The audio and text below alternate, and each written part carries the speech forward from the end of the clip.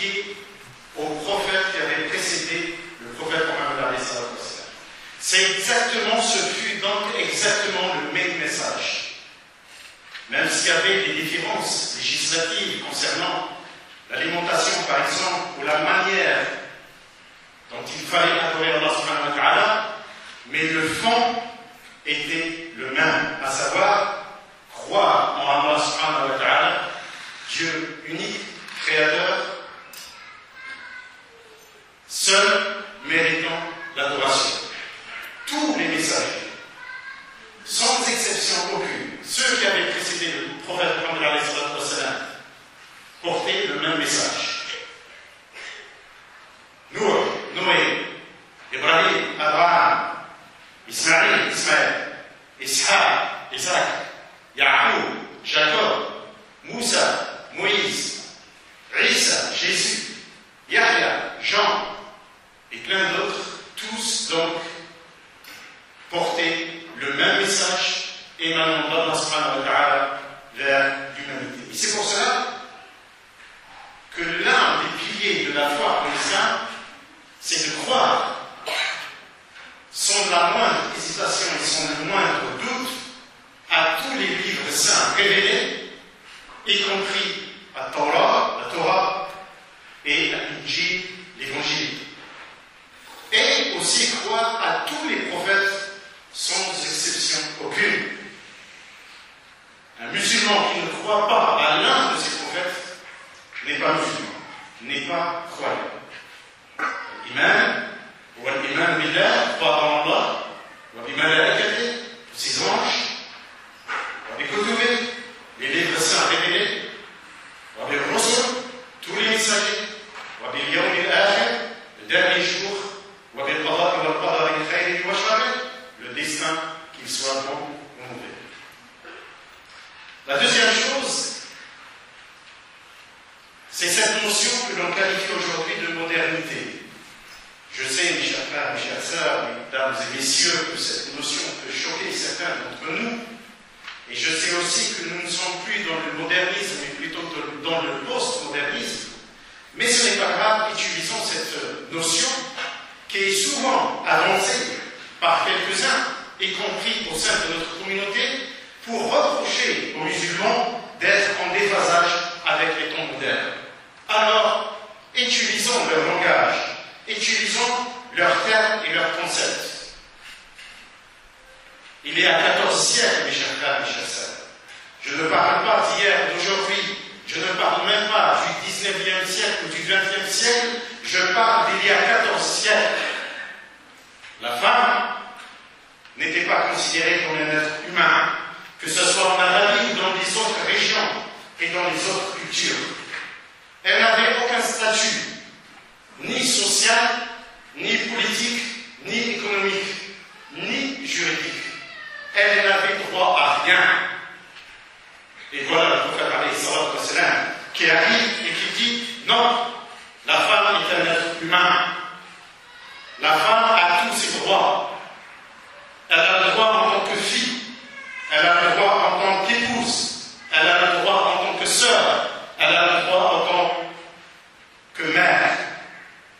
Al-Jannatu tahta aqdami al-ummahat, disait le prophète alayhi salatu wassalam. Certes, le paradis est sous les pieds des mères. La femme a droit à la propriété privée, à dhimmatul maliya. Elle a le droit de gérer ses biens comme elle l'entend, dans le lien, bien sûr, mais c'est la même règle que pour les hommes. Elle a le droit à l'héritage, tout comme son frère homme, dans un cadre social bien défini.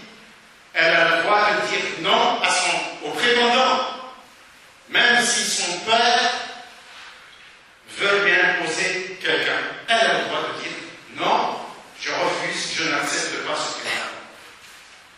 Le prophète alayhi salatu wassalam, et je vais vous le dire, vous ne trouverez pas aujourd'hui, en 2012, un homme aussi doux, aussi tendre avec son épouse quand il le fut, le prophète alayhi salatu wassalam. Khayrukum li ahli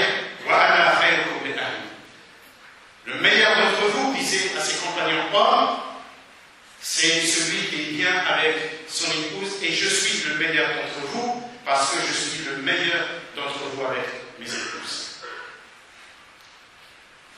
À l'époque,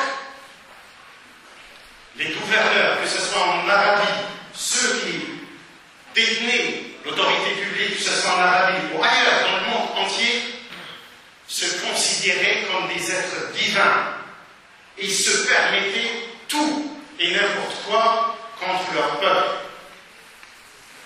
Et ils n'acceptaient aucune contestation.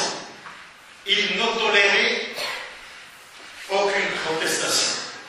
Et voilà le prophète qui arrive et qui met en œuvre un système de gouvernance donnant droit à chacun, évitant les conflits d'intérêts, interdisant la corruption. Combien de fois des hommes de sa famille venaient le voir pour lui demander de leur confier des missions publiques afin qu'ils puissent gagner leur vie honorablement, et à chaque fois c'était le refus pour éviter justement ce qu'on appelle aujourd'hui en 2012 le conflit d'intérêts. C'était le prophète qui consultait ses amis, ses compagnons, les habitants de Médine, avant de prendre des décisions engageant la communauté des musulmans de l'époque. C'est ce qu'on appelle aujourd'hui la démocratie, dans sa signification la plus noble et la plus positive. À l'époque, mes chers frères, mes chères sœurs, mesdames et messieurs, les hommes et les femmes avaient tendance d'expliquer les phénomènes, qu'ils soient naturels ou sociaux, par des explications mystiques et mystérieuses, par la superstition, par la sorcellerie, par la magie. Et voilà le prophète qui vient et qui dit plus de sorcellerie, plus de superstition. Tous les phénomènes ont leur explication. N'est-ce pas le fond de ce qu'on appelle la philosophie des Lumières du XVIIIe et du XIXe siècle en Europe? À l'époque, mes chers frères, mes chères sœurs, la justice était celle des plus forts. Ce sont les plus forts qui établissaient les règles de la justice et qui élaboraient les règles avec lesquelles ils maniaient la société. Voilà le prophète qui arrive et qui dit non à la gabegie, non à l'arbitraire, non aux alias. Il faut mettre en place des institutions avec la possibilité que le peuple soit consulté, avec la possibilité qu'il y ait de la concertation, avec la possibilité que les choses soient gérées et régies d'une manière transparente et juste dans l'intérêt public. N'est-ce pas le propre des systèmes démocratiques que l'on vit, que l'on connaît aujourd'hui? Tout ceci, mes chers frères, mes chères sœurs, et encore d'autres choses, on n'a pas le temps pour évoquer tout, ont existé à l'époque du prophète Mohammed et à l'époque de Al-Khulafa al-Rashidin, ses successeurs bien guidés, et il y a de cela plus de 14 siècles. Si aujourd'hui il y a des problèmes dans les pays musulmans, ce n'est certainement pas à cause de l'islam, c'est à cause de ceux et celles qui gouvernent ces pays musulmans en dehors de la logique et de la philosophie de notre noble religion. Mes chers frères, mes chères sœurs, concernant ce qui se passe aujourd'hui un peu partout dans le monde, cette agressivité inqualifiable contre l'islam, il faut savoir deux choses. Les historiens disent que l'homme est passé par l'âge de la pierre, l'âge du bronze, peut-être l'âge du pétrole, et maintenant on vit l'âge de l'ère de l'information avec Internet. Et cet Internet est accessible à tout le monde, particulier et groupe. Et il ne faut pas se leurrer, il est impossible de maîtriser cet outil. L'autre jour, j'entendais l'avocat de Charlie Hebdo qui disait d'édition de ce journal, ils ne comprenaient pas cette réaction mondiale contre leur caricature. Voici une démonstration parfaite, non seulement de l'hypocrisie, mais aussi de l'idiotie la plus totale. Parce qu'aujourd'hui, avec Internet, le nombre n'a aucun sens. Il suffit que quelqu'un au fin fond de la Terre dise la moindre chose et quelques secondes après, le monde entier est au courant. Par ailleurs, concernant les entités, quelle que soit leur nature, là aussi, mes chers frères et mes chères sœurs, la réaction ne peut être que intelligente. Et à mon avis, cette réaction-là, on peut la résumer dans trois choses. La première chose, c'est la non-violence. Évitant par tous les moyens de réagir de manière violente, même les violences verbales. Parce que, voyez-vous, nous sommes classés dans deux grandes classes par les médias, les hommes politiques, les intellectuels, nous autres musulmans. La première classe sont ceux que l'on qualifie d'extrémistes, musulmans extrémistes. La deuxième classe sont ceux que l'on qualifie de musulmans modérés. Peu importe la terminologie, peu importe la véracité du contenu de ces deux termes. Ces provocations, ce qui nous intéresse aujourd'hui, c'est l'impact et l'effet de ces provocations sur les uns et les autres. Concernant ceux que l'on qualifie d'extrémistes, l'impact, ces provocations les confortent et les réconfortent dans leur positionnement. Ils disent, voyez comment ils nous agressent tous les jours. Et donc, ces provocations minables légitiment à leurs yeux leur dureté et leur positionnement. Quant à ceux que l'on qualifie de modérés, ils sont bien entendu mal à l'aise. Parce qu'eux, ils font tout pour que les choses fonctionnent bien entre tous les peuples, entre tous les gens.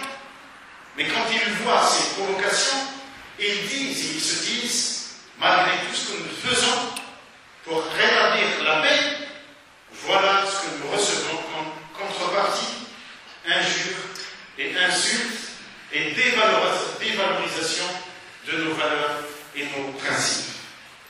Donc, première réaction, pas de violence. La violence va dans le sens des provocateurs. Deuxième réaction. Eux, ils insultent notre prophète. À nous de l'aimer plus encore. À nous de connaître sa vie, son œuvre. À nous de le prendre pour le meilleur modèle qui puisse exister dans l'histoire. Tel que c'est dit dans Al-Qur'an Al-Karim. Donc, tolérance, comme il fut tolérant. Nulle contrainte en religion. Pardon, comme il fut pardonneur. Miséricorde, comme il fut miséricordieux. Générosité, comme il fut généreux. Solidarité, comme il fut solidaire. Fraternité, comme il fut fraternel avec tout le monde. La troisième réaction, mes chers frères, mes chères sœurs, c'est le travail. C'est la réussite. Travaillez plus, notamment avec vos enfants, aussi bien sur le plan de l'éducation que sur celui de l'instruction et de la formation. Parce que, mes chers frères, mes chères sœurs, le véritable rapport de force aujourd'hui, c'est la réussite de chacun d'entre nous dans sa vie. Et toutes ces réussites, additionnées les unes aux autres, fait de nous une communauté forte avec un rapport de force fort. Je termine ma modeste intervention par le lien organique entre la notion de liberté et celle de la responsabilité. Le prophète Mohammed avait pour habitude de faire recours à des métaphores, à des paraboles pour expliquer certaines choses. Et concernant le lien entre la liberté et la responsabilité, il disait dans un hadith authentique rapporté par Al-Bukhari. Imaginez deux groupes d'hommes qui embarquent sur un bateau pour voyager. Comprenez par là les peuples sur terre. Et à un moment, ils ont fait un tirage de sort, disait le prophète alayhi, pour se partager le bateau. Les uns obtiennent le pan, c'est-à-dire la partie supérieure. Les autres obtiennent la canne, c'est-à-dire la partie inférieure. Ceux qui logent dans la canne ont besoin d'eau. Et pour aller chercher de l'eau de la mer, ils sont obligés de passer par le pan supérieur. Et à un moment, ils se disent, mais pourquoi sommes-nous obligés de passer par le pont supérieur? Il suffit que nous fassions un trou dans la coque du bateau pour puiser l'eau dans la mer. Nous sommes chez nous. C'est notre propriété. Nous sommes donc libres d'y faire ce que nous voulons. Le prophète alayhi conclut cette métaphore en disant, s'il les laisse faire, ça sera un naufrage pour tout le monde. S'il les empêche de faire, ça sera le salut pour tout le monde. أقول قولي هذا وأستغفر الله العظيم لي ولكم فاستغفروه تجدوه غفورا رحيما بارك الله فيكم والسلام عليكم ورحمة الله تعالى وبركاته.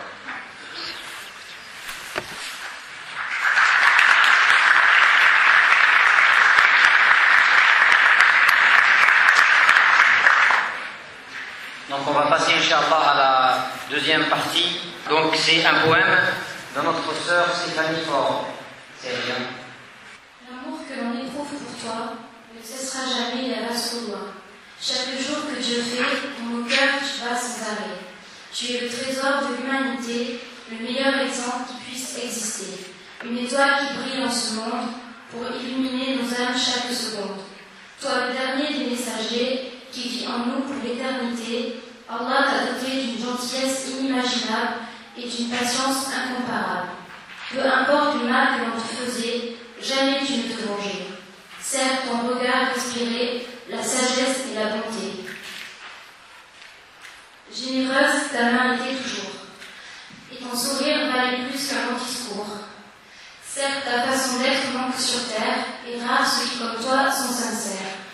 Dépourvu de mensonges et de jalousie, tu es le plus pur des diamants qui naquit, et mourut avec une tendresse inégalable, dont émanaient des paroles inoubliables. Toi qui es juste et respectueux, le plus parfait et vertueux, nous t'aimons, messager d'Allah, que sa paix et son salut soient sur toi, que le Très-Haut apaise nos cœurs et fasse de nous des êtres meilleurs, afin qu'un jour, s'il le veut, nous puissions vivre près de toi dans les cieux.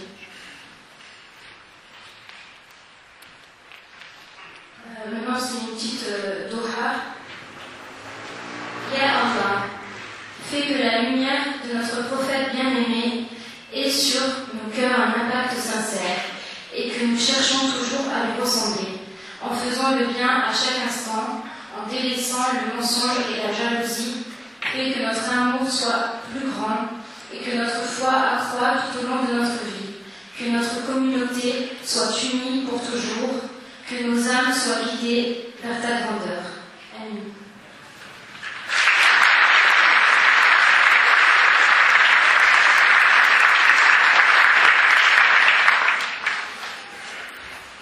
Je vais inverser un peu. Je demande à Khalida de venir pour nous lire le discours de l'amour des compagnons sur le prophète sallallahu alayhi wa sallam. Je vais vous parler de l'épisode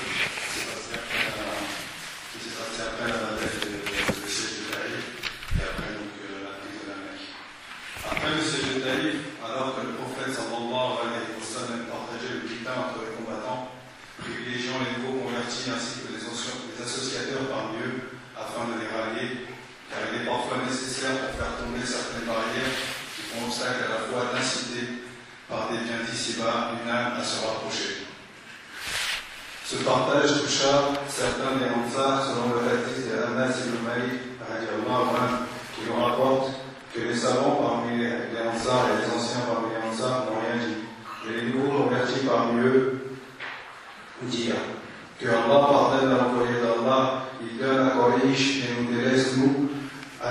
le sang est encore collé sur vos épées. Hadith 4334 Bukhari. Selon d'autres versions, ils dirent, par Allah, l'envoyé d'Allah a retrouvé les siens. Après avoir entendu ces critiques, le prophète sallallahu alayhi wa sallam remercie Allah et le loua. Et dit, par Allah, je donne à certains et en oublie d'autres, alors que ceux que j'oublie me sont plus chers que ceux à qui je donne. Mais je donne à des gens à cause de l'impatience placée dans leur cœur, et pour d'autres, je me fie à ce que Allah a placé dans leur cœur comme richesse d'âme et de bonté. Je les confie à leur islam, et parmi eux, il y a un homme qui s'appelle Ammar ibn Talib. Quand Ammar ibn Talib a entendu cela, il s'écria, par Allah, je n'échangerai pas cette déclaration contre les richesses de la vie. Hadith 923 Bukhari. Le prophète sallallahu alayhi wa sallam demanda à Saad ibn Ubaidah de réunir les Ansar, car c'est Saad qui lui avait rapporté le mécontentement des Ansar.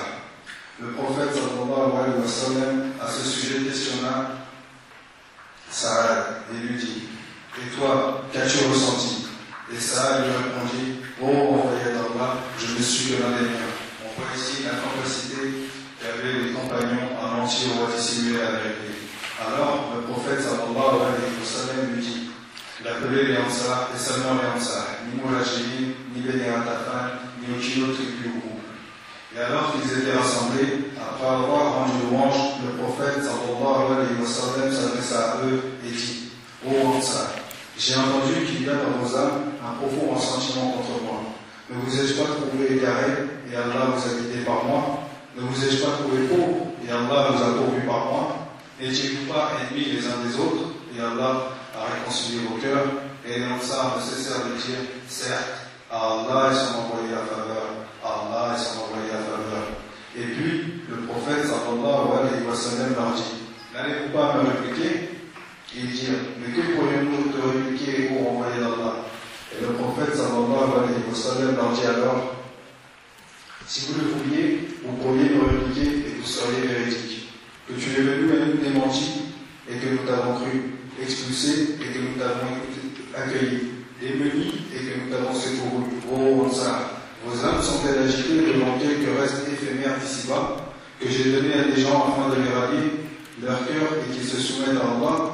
Je vous ai confié à votre islam. Ne vous suffit-il pas, alors que ces gens portent avec eux moutons et dromadaires et que vous emmenez avec vous l'envoyé d'Allah par celui qui détient mon âme dans sa main? Si ce n'était d'Égir, j'aurais été un homme des Ansar. Si les gens suivaient un chemin et les Ansar suivaient un autre chemin, je suivrais le chemin des Ansar. Oh Allah, fais miséricorde aux Ansar, aux enfants des Ansar et aux enfants des Ansar. Vous allez être plaisés plus tard. Patientez jusqu'à rencontrer Allah et son envoyé, et vous allez me trouver auprès d'Al-Hous, le bassin. Rapporté par Bukhari. Après avoir entendu ceci, les Ansar pleurèrent, à mouiller leur barbe, et ils dirent, il nous suffit d'avoir envoyé d'Allah comme part et comme boulot. Ce que nous pouvons retenir de cet épisode de la sira du prophète sallallahu alayhi wa sallam, c'est qu'encore une fois, il nous est démontré les qualités du comportement du prophète sallallahu alayhi wa sallam. On remarque que le seul but du prophète sallallahu alayhi wa sallam est la dua, car il privilégie les nouveaux convertis ainsi que les associateurs parmi ceux qui combattaient à ses côtés dans le partage du butin afin de rallier leur cœur. Cette stratégie est dénuée de calculs passionnés. Tout autre que lui aurait privilégié les Ansar et les anciens convertis afin de s'assurer leur loyauté. On constate aussi ici sa justice, sallallahu alayhi wa sallam. Lui, sallallahu alayhi wa sallam, qui vient aux Ansar pour apaiser leur cœur en point de ressentiment contre lui, et leur donne pourtant des reproches à lui faire en leur disant, si vous vouliez, vous pourriez me répliquer et vous seriez véridique. Si vous voulez, vous pourriez me répliquer et vous seriez véridique. Sallallahu alayhi wa sallam. Cet épisode de la Sira nous montre aussi l'amour et la soumission des compagnons au prophète sallallahu alayhi wa sallam. Aucun d'entre eux ne répliqua. Sur la seule parole du prophète sallallahu alayhi wa sallam, leur cœur s'apaisèrent sans faux semblant. Il leur suffit leur islam, leur sincérité est telle qu'ils ne cherchent que la satisfaction d'Allah et le paradis. Leur sincérité est telle qu'ils ont répondu, il nous suffit d'avoir envoyé d'Allah comme part et comme l'eau. Les compagnons étaient totalement détachés de l'attachement au bien d'ici-bas. Je vais maintenant vous parler par rapport à cet épisode du Une question qui aujourd'hui m'inquiète par rapport à ce qu'on vit aujourd'hui. Si j'en ai le temps, je prendrai pas beaucoup de temps. Aujourd'hui, on voit que le prophète sallallahu alayhi wa sallam est attaqué. Quand on écoute les médias ou ceux qui mènent ces attaques, ils prétendent en permanence attaquer simplement les musulmans qui qualifient d'extrémistes. Donc justement, on va pas avoir de débat sur ce terme, qu'il soit vrai ou juste fondé ou pas. Mais aujourd'hui, notre communauté est mondialement attaquée. On est battu par des divisions. L'épisode qu'on voit ici va nous servir d'exemple, pas seulement moral et théorique, mais dans la pratique au jour le jour. Rappelons-nous toujours que nous sommes des frères d'une fraternité plus forte que celle d'un pays qui est bien puissant. Et nous pourrons défendre l'honneur du prophète sallallahu alayhi wa sallam sans unité dans notre communauté. Cette unité qui animait les compagnons dans leurs actes et dans leur foi. Jamais à cette époque il ne se serait désolidarisé les uns des autres, comme on le voit aujourd'hui, certains accusant publiquement les autres d'être extrémistes, en s'unissant avec les ennemis de l'islam et du prophète sallallahu alayhi wa sallam contre leurs frères. Le prophète sallallahu alayhi wa sallam n'a jamais cédé contre les hypocrites, par souci d'unité et de ne pas donner d'arguments aux ennemis de l'islam et du prophète sallallahu alayhi wa sallam, même après qu'il osait pour le tuer. Il a toujours refusé et il disait sallallahu alayhi wa sallam, qu'en serait-il si on disait que le prophète sallallahu, qu'en serait-il si on disait que Mohammed tue ses compagnons, alors qu'ils étaient manifestement hypocrites et qu'ils le savaient. Bien qu'il soit de notre devoir de dénoncer les agissements violents de certains qui se réclament de l'islam et tuent des innocents, souvent musulmans d'ailleurs, mais toujours innocents, aujourd'hui, on veut nous faire croire que seuls les dits extrémistes sont touchés par les insultes de notre prophète sallallahu alayhi wa sallam. Et c'est là que le besoin d'unité dans la parole, les actes, doit intervenir, car nous sommes tous musulmans et tous blessés par ces attaques. Même si notre réponse ne doit pas être violente, nous devons répondre. Et aujourd'hui, ne pas répondre, c'est prendre le risque, je pense, de voir certains sombrer dans la violence, frustrés par le sentiment de passivité de la communauté. Voilà ce qui m'inquiète aujourd'hui, et c'est pour ça que je pense qu'une journée comme celle-là est bénéfique, pour nous informer sur les qualités, sur la vie du prophète sallallahu alayhi wa sallam, et renforcer la communauté autour de son exemple. Assalamu alaikum wa rahmatullahi wa barakatuh.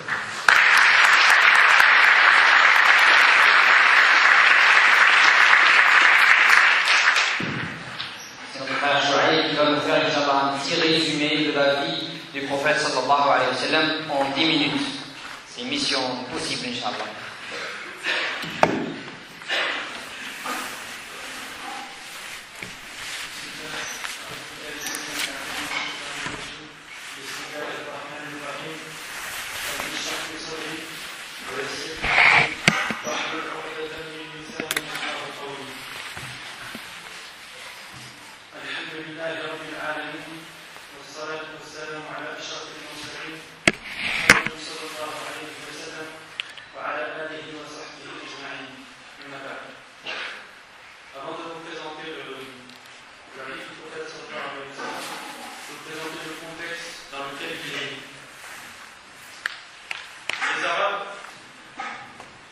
Les Arabes avaient jadis suivi la religion d'Ibrahim alayhi salam et ils se distinguaient par le fait d'avoir sur leur terre ce que Ibrahim alayhi salam a construit, à savoir la première maison sacrée d'Allah, la Kaaba qui est le noir qu'on connaît tous au centre de la mer.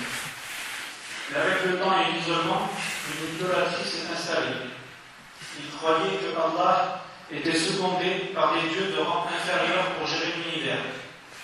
L'idolâtrie avait atteint un point où chaque région, chaque clan et même chaque maison avait sa propre divinité et il y avait 360 idoles autour de la Kaaba. Les Arabes étaient organisés en tribus. L'autorité de l'arbitrage très bien. La tribu de Quraysh, dont est issu le prophète Mohammed sallallahu alayhi wa sallam, est une grande tribu qui s'est regroupée depuis très longtemps autour de la Kaaba et qui est la destination de tous les pèlerins arabes. La langue arabe avait une grande place dans la communauté arabe. Les poèmes les plus célèbres étaient accrochés à l'intérieur de la Kaaba. Et les poèmes étaient le moyen de communication et une arme très forte, au point qu'un poème pouvait déclencher une guerre. Les divisions en tribus n'empêchaient pas le vague sentiment d'une unité arabe que matérialisait une grande poétique commune et des coutumes regroupant à la fois les qualités et les défauts majeurs. Parmi les qualités, on peut compter le courage, la générosité, la solidarité, qui sont des valeurs encouragées et exaltées par des points de très grande qualité. Ils avaient aussi la naïveté accompagnée de franchise. Ils acceptent une idée ou ils la combattent. Et des liens sacrés de fidélité liés l'arabe à sa famille et à sa tribu. Par contre, on comptait aussi des défauts majeurs. Ils faisaient beaucoup de batailles entre eux et il y avait beaucoup d'incursions entre les tribus. Ils pillaient les caravanes pour subvenir aux besoins. Et comme l'a dit le frère Abdullah tout à l'heure, les femmes ne jouissaient d'aucun statut social. Mohammed sallallahu alayhi wa sallam est né le 20 août de l'an 570 après Jésus-Christ. Mohammed signifie le loué. C'est un prénom qui n'avait encore jamais été donné auparavant. Son père Abdallah est mort alors qu'il était dans le ventre de sa mère. Celle-ci, Amina, est morte quand il avait 6 ans. Et par la suite, c'est son oncle Abu Talib qui l'a pris en charge jusqu'à l'âge de 25 ans. Pour aider son oncle, il travailla pendant sa jeunesse comme berger. Khadija, une veuve de 40 ans et une femme noble, fortunée et convoitée par les hommes, lui propose le mariage alors qu'il avait 25 ans. Elle était d'une extrême bonté. Elle fut sa femme et son principal soutien après Allah pendant 25 ans et au début de sa mission prophétique. Il n'épousa pas d'autres femmes tant que Khadija était encore en vie, et de cette union naquirent les 4 filles et les 2 fils du prophète Mohammed sallallahu alayhi wa sallam. Mohammed sallallahu alayhi wa sallam était connu pour son bon comportement et sa droiture. Il était surnommé le véridique, le digne de confiance. On faisait appel à lui pour résoudre les litiges. Il ne s'est jamais prosterné devant les idoles et n'avait jamais eu de vin comme faisaient ses pères. Le début de la révélation divine furent des rêves véridiques qui se réalisaient systématiquement. Vers ses 40 ans, Mohammed sallallahu alayhi wa sallam avait pris l'habitude de se retirer et se rendre dans une grotte au mont Hira pour méditer. Une nuit du mois de Ramadan, pendant qu'il était en méditation, l'ange, Jibril alayhi salam, Gabriel, lui apparut soudainement en lui disant « Lis ». Le messager d'Allah sallallahu alayhi wa sallam répondit « Je ne sais pas lire ». Alors il le saisit et le serra fortement au point de l'épuiser. Puis il le relâcha. Et il répéta ce geste 3 fois. Le prophète répondait à chaque fois « Je ne sais pas lire ». Après la 3e fois, il lui dit « Lis au nom de ton Seigneur qui a créé l'homme d'une adhérence. Lis, ton Seigneur est le très noble, qui a enseigné par la plume, a enseigné à l'homme ce qu'il ne savait pas. Bismillahirrahmanirrahim. Iqra bismi rabbika alladhi khalaq. Khalaqa al-insana min 'alaq. Iqra wa rabbuka al-akram alladhi 'allama bil qalam. 'allama al-insana ma lam ya'lam. En sortant de la grotte écriée par ce qui vient de vivre, le prophète sallallahu alayhi wa sallam revoit l'ange dans le ciel. Ce dernier lui dit « Ô Mohammed, tu es le messager d'Allah et je suis l'ange Gabriel. » La révélation du Coran a continué ainsi pendant 23 ans, les 23 dernières années de la vie du prophète sallallahu alayhi wa sallam. Les versets coraniques étaient révélés selon les circonstances et les situations. La vie du prophète sallallahu alayhi wa sallam en tant que prophète s'est déroulée en 2 parties. D'abord 13 ans à la Mecque, puis 10 ans à Médine. La période mécoise est une période durant laquelle le prophète sallallahu alayhi wa sallam n'a cessé d'appeler les Mécois à l'islam et à l'adoration d'Allah, le Dieu unique. Les premiers musulmans étaient les membres de sa famille et ses proches amis. Puis l'islam a continué de se propager principalement entre les jeunes, les esclaves, les pauvres et les faibles de la Mecque. Les autres Mécois, et les notables surtout, ont répondu à l'appel par les moqueries, l'hostilité, les insultes, les persécutions et même l'assassinat pour beaucoup de musulmans.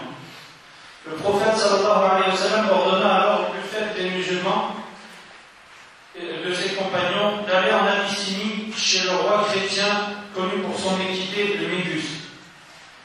À la 12e année mécoise, un groupe de pèlerins médinois ont embrassé l'islam et en retournant à leur ville ont propagé l'islam parmi leurs concitoyens. Après 13 années d'efforts et d'endurance à la Mecque, le prophète ordonna finalement à tous ses compagnons d'aller s'installer à Médine. Le prophète sallallahu alayhi wa sallam lui-même immigre vers Médine avec son fidèle compagnon Abu Bakr, et Allah les sauva des Mécois qui étaient sortis à leur recherche. Médine était le berceau de l'islam. Le prophète sallallahu alayhi wa sallam y a constitué une société qu'il a basée sur la fraternité et la justice. Le Coran a accompagné la constitution de cette société avec une pratique et une législation. Et le nombre de musulmans n'a cessé d'augmenter à Médine.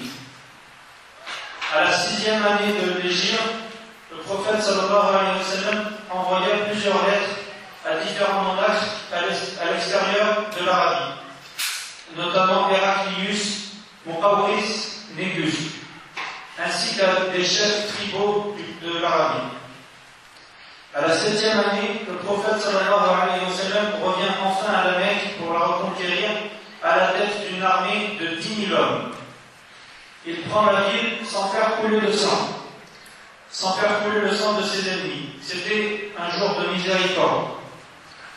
La 9e année, le prophète sallallahu alayhi wa sallam revient à la Mecque pour accomplir ce que l'on appelle le pèlerinage de l'adieu et prononça son célèbre sermon de l'adieu devant 120 000 musulmans. Par la suite, Allah révéla le verset: Aujourd'hui, j'ai rendu votre religion parfaite. J'ai parachevé ma grâce sur vous et j'ai agréé l'islam comme étant votre religion. Al-yawma akmaltu lakum dinakum wa atmamtu alaykum ni'mati wa raditu lakum al-islam dinan.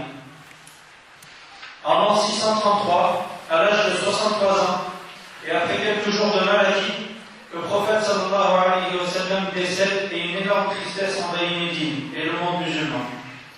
Certains compagnons refusèrent d'admettre sa mort. Après avoir constaté sa mort, Abu Bakr, son fidèle compagnon, s'adressa à la foule pour dire que celui qui adorait Mohammed sache que Mohammed est mort. Quant à celui qui adore Allah, Allah est le vivant et ne meurt jamais. Et il cite ensuite le verset suivant: Mohammed n'est qu'un messager, les messagers avant lui sont passés. S'il mourait donc ou s'il était tué, retourneriez-vous sur vos pas? Quiconque se retourne sur ses pas ne nuira en rien à Allah, et Allah récompensera bientôt les reconnaissants. وَمَا مُحَمَّدٌ إِلَّا رَسُولٌ قَدْ خَلَتْ مِنْ قَبْلِهِ الرُّسُلُ أَفَإِنْ مَاتَ أَوْ قُتِلَ انقلبتم على أعقابكم ومن ينقلب على عقبيه فلن يضر الله شيئا وسيجزي الله الشاكرين. Le prophète sallallahu alayhi wa sallam ne laissa après lui aucun héritage et il n'avait donné aucune consigne pour sa succession, mais il a demandé à Abu Bakr de diriger la prière pendant sa maladie.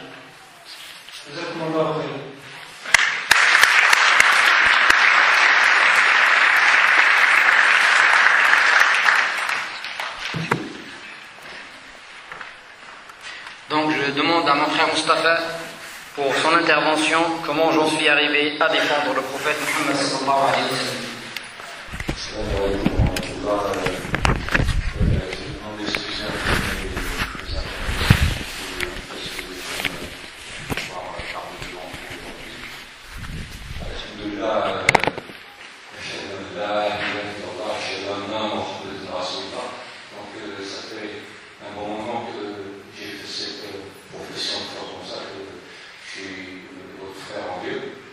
Et aujourd'hui, j'ai bien réfléchi sur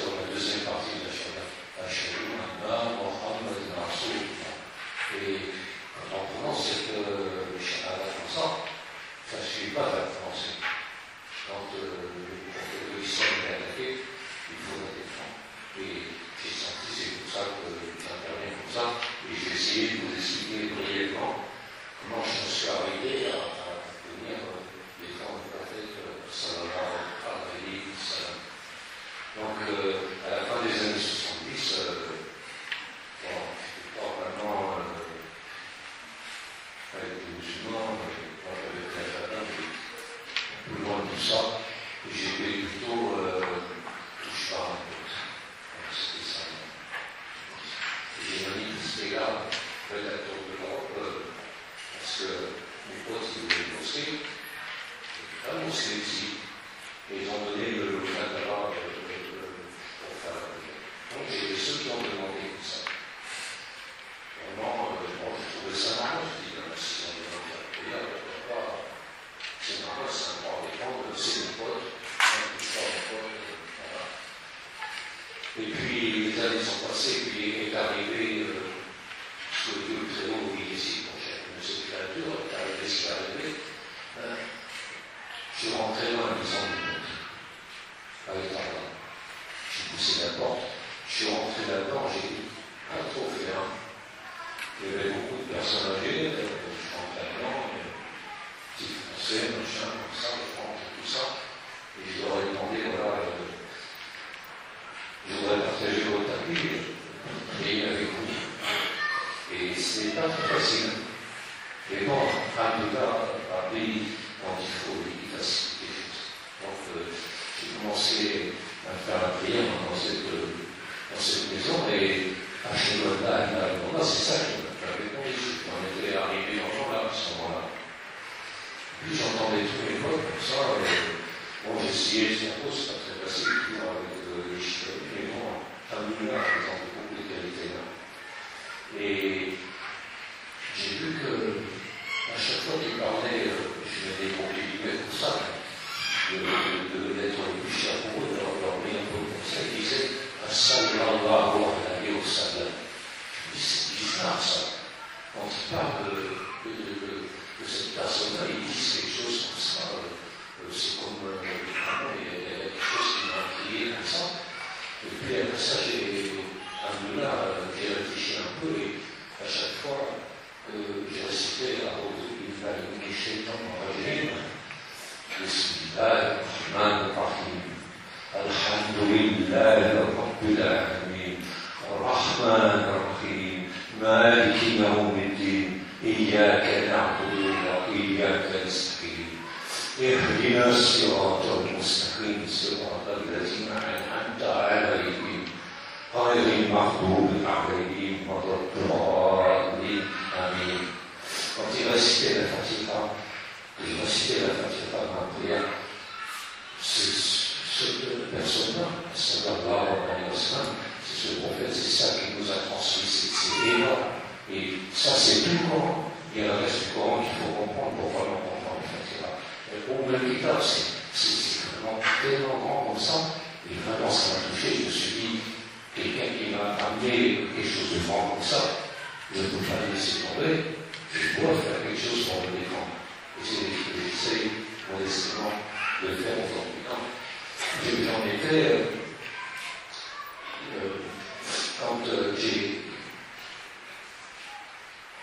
quand les choses elles ont avancé comme ça, et puis il y a des circonstances où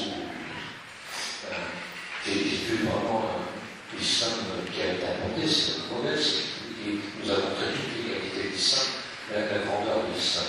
C'est pas si facile que ça de partager un tapis de prière.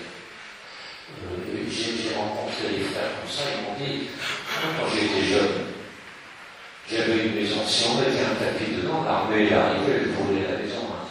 On n'avait pas le droit de prier. On cachait notre tapis sous notre manteau comme ça. Chacun venait avec son petit tapis comme ça. On se mettait dans une maison qui ne ressemblait pas trop à grand chose. On mettait les tapis comme ça. Et on priait, c'était des frères de musulmans. Quand c'était là-bas, l'armée française ne leur laissait pas avoir des mosquées. Et tout d'un coup, moi j'arrive, le petit français, je dis, il faut partager. Là, ils ont partagé le petit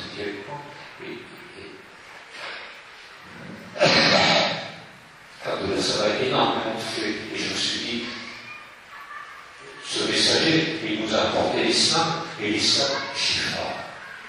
C'est vraiment quelque chose qui permet de réconcilier les hommes de toute origine, les femmes de toute origine, les croyants, c'est ça qui réconcilie les croyants, quelles que soient les vicissitudes de l'histoire.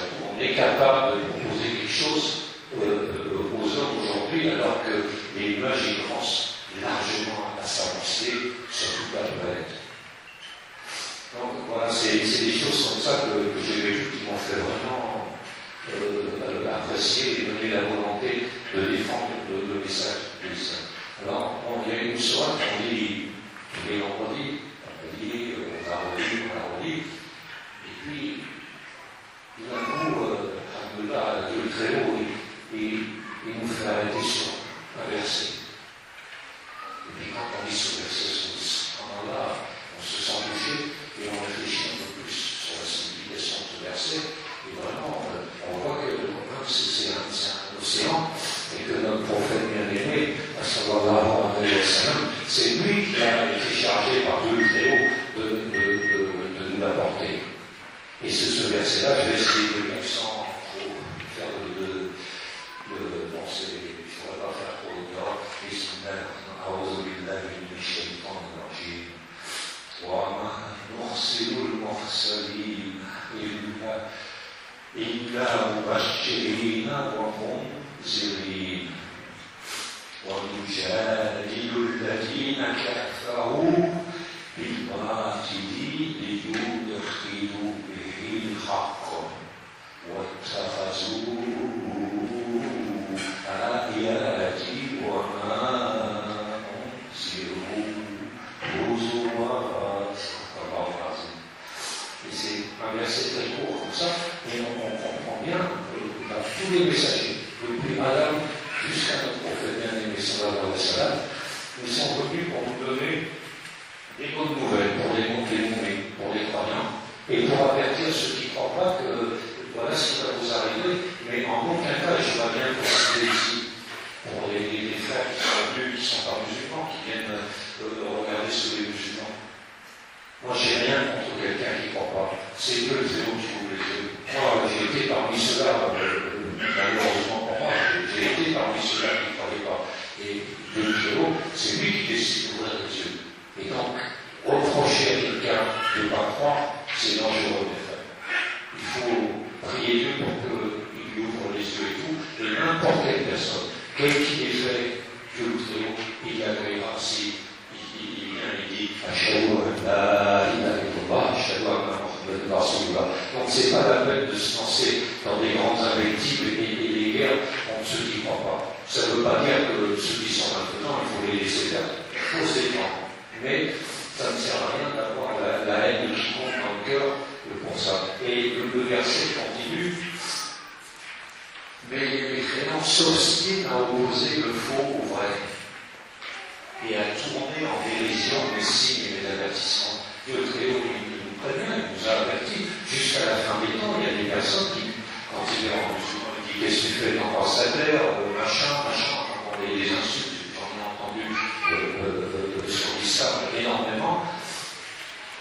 C'est notre lot, il faut qu'on patiente, il faut qu'on se comporte bien, il faut qu'on défende nos valeurs, parce que quand on dit ça et qu'il y a un musulman qui parle de l'essence avec la prière, celui que Dieu très haut il a dessiné pour les croyants, qui sont français, chinois ou comme ça, il verra où la vérité. Et dans un moment, je vais m'en tenir à ce verset-là, mais vraiment, il m'a vraiment intéressé, donc il faut se procéder comme ça, bien pratiquer l'islam, et je voudrais remercier le frère Abdallah pour son exposé qui a bien résumé. Si on pratique bien l'islam, les gens ils vont vouloir devenir musulmans. Et je vais vous donner une petite preuve. Moi, quand je suis revenu, je regarde là en grand comme ça. Avant, ils disaient dehors des étrangers. Maintenant, c'est pas dehors des étrangers qui manquent sur les l'islam dehors. Ils disent à l'islam de sortir de France. Mais ils sont qui pour dire ça? C'est rapide, comment il y a un coup là. Moi, chaque jour que je regarde, ça fait quand même 32 ans que j'ai fait la Java. Chaque jour que je regarde la France, je prends un petit crayon vert et puis je repasse un peu sur la couleur de la carte comme ça devient un peu plus vert ici. Et l'islam, ça devient vraiment quelque chose qui s'adresse pour tous ceux qui habitent ici.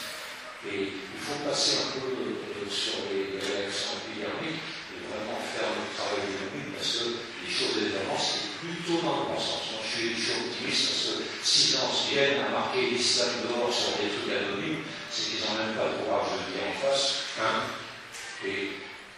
ce film, on ne sait même pas qui c'est qui l'a fait, c'est totalement anonyme, ils n'ont pas de courage pour dire quoi que ce soit. Et par contre, ceux qui sont interpellés par l'injustice de ces propos et qui se tournent vers les musulmans, il y en a de nombreux. Donc, il faut rester vraiment là, optimiste pour ce. Et alors maintenant, je cherche une conclusion parce que je suis un peu ému. Tu appelles le verset en arabe. Donc, le verset en français, c'est le verset 56 de Surat al-Kahf. Or, nous n'envoyons des messagers que pour annoncer les bonnes nouvelles ou donner des avertissements. Mais les mécréants s'obstinent à opposer le faux au vrai et à tourner en dérision les signes et les avertissements. Donc ça, c'était le verset qui m'avait fait vraiment réfléchir. Donc, Inch'Allah, je voudrais renouveler mon plaisir de partager avec vous et puis tout ce qu'on peut faire ensemble pour défendre notre professeur Salam. Inch'Allah, qu'on soit plus fort pour pouvoir le faire.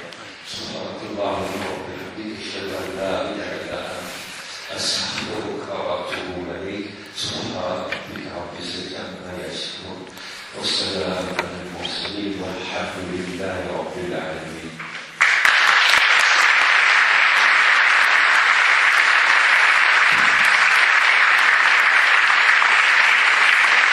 Je demande à Hassan de venir pour nous lire un poème de Victor Hugo qui parle du prophète sallallahu alayhi wa sallam.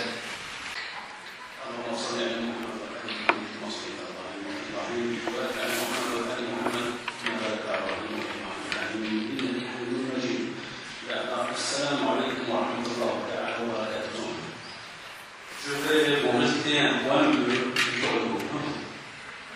L'an 9 de l'Église. Comme s'il pressentait que son heure était proche, grave, il ne faisait plus à personne une reproche. Il marchait en rendant aux passants leur salut. On le voyait venir chaque jour. Quoi qu'il eût à peine 20 poils blancs, à sa barbe encore noire. Il s'arrêtait parfois pour voir les chameaux boire. Se souvenant du temps qu'il était chamelier, il semblait avoir vu l'Éden, l'âge d'amour. Les temps antérieurs, l'air immémorial. Il avait le front haut, la joue impériale, le sourcil chauve, l'œil profond et diligent, le cou pareil au col d'une eau d'argent, l'air d'un nourri qui sait le secret d'une déluge. Si des hommes venaient le consulter, ce juge laissait l'un affirmer, l'autre rire et nier. Écouter en silence et parler le dernier. Sa bouche était toujours en train d'une prière. Il mangeait peu, serrant sur son ventre une pierre. Il s'occupait de lui-même à faire ses brebis. Il s'asseyait à terre et cousait ses habits. Il jeûnait plus longtemps qu'autrui les jours de jeûne. Quoiqu'il perdît sa force et qu'il ne fût plus jeune, à 63 ans, une fièvre le prit. Il remit au courant de sa main, même écrit. Puis il remit au fils de Saïd la bannière en lui disant « Je touche à mon ordre dernière. Il n'est pas d'autre Dieu que Dieu, combat pour lui. » Et son œil voilé d'ombre avait ce monde en lui. Un vieux aigle forcé d'abonder son air. Il vint l'annoncer à son heure ordinaire. Il appuyait sur Ali, le peuple suivant, et l'étendard sacré se déployait devant. Là, Pâle, il s'écria, se tournant vers la foule. Peuple, le jour s'éteint, l'homme passe et s'écroule. La poussière et la nuit, c'est nous. Dieu seul est grand. Peuple, je suis l'aveugle et suis l'ignorant. Sans Dieu, je serais vil, plus que la bête immonde. Un chef lui dit, ô chef des vrais croyants, le monde, sitôt qu'il t'entendit, et ta parole crue. Le jour où tu naquis, une étoile est apparue. Et 3 tours du palais, le jour reste tombèrent. Lui reprit, sur ma mort, les anges libèrent. L'heure arrive.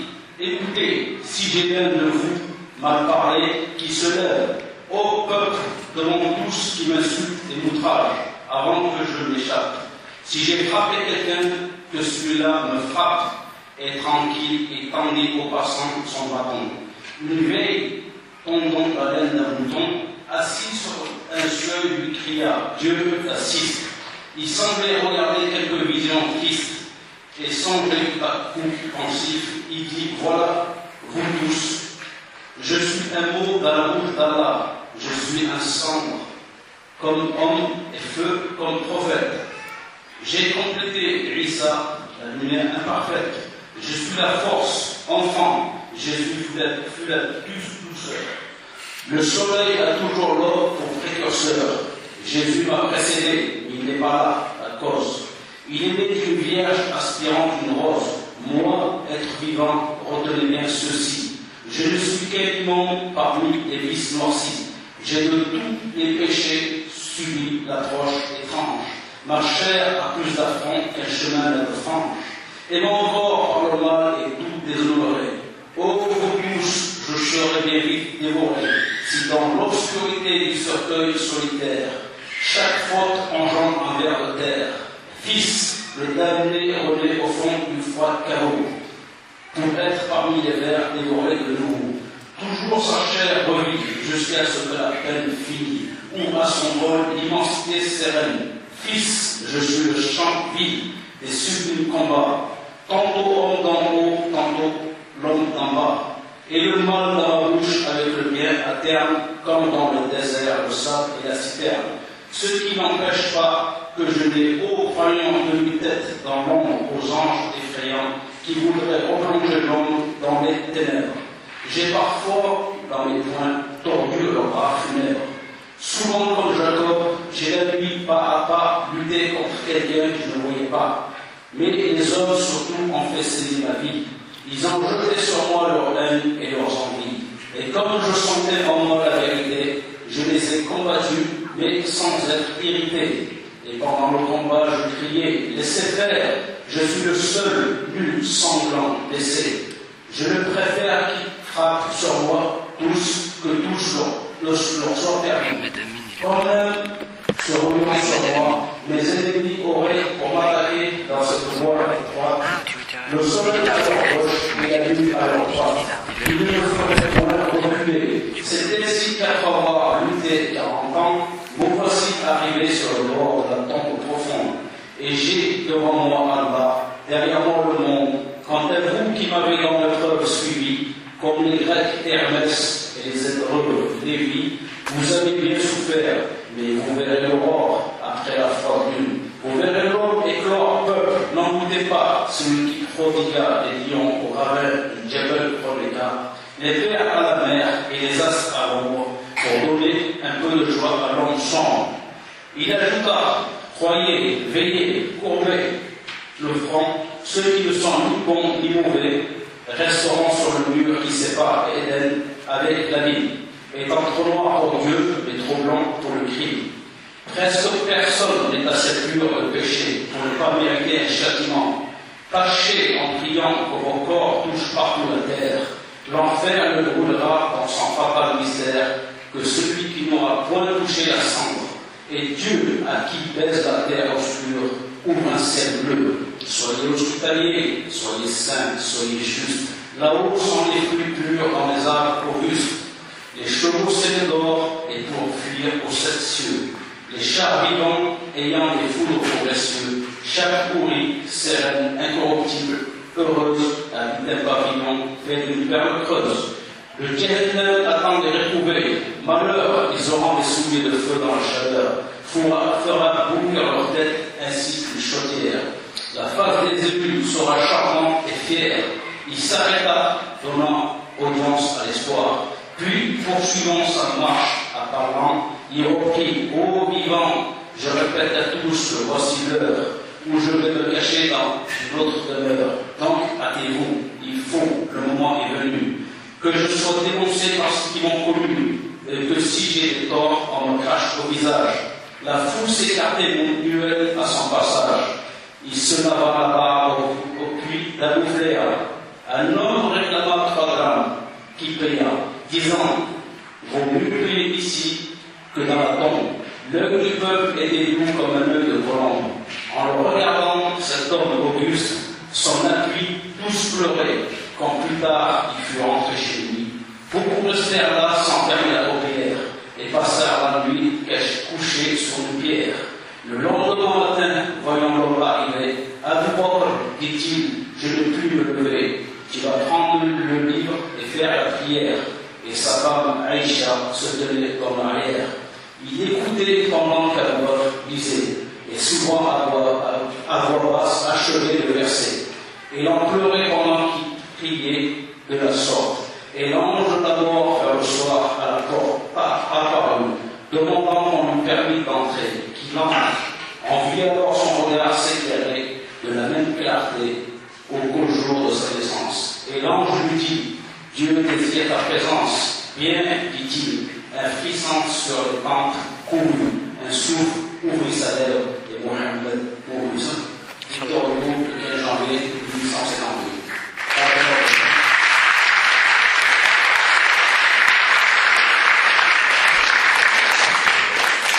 Donc vous avez bien compris, c'est un poème de Victor Hugo. On voit aussi l'influence de sa chrétienté, parce qu'il y a beaucoup de choses sur lesquelles on n'est pas d'accord, mais c'est son poème à lui, sur le prophète sallallahu alayhi wa sallam.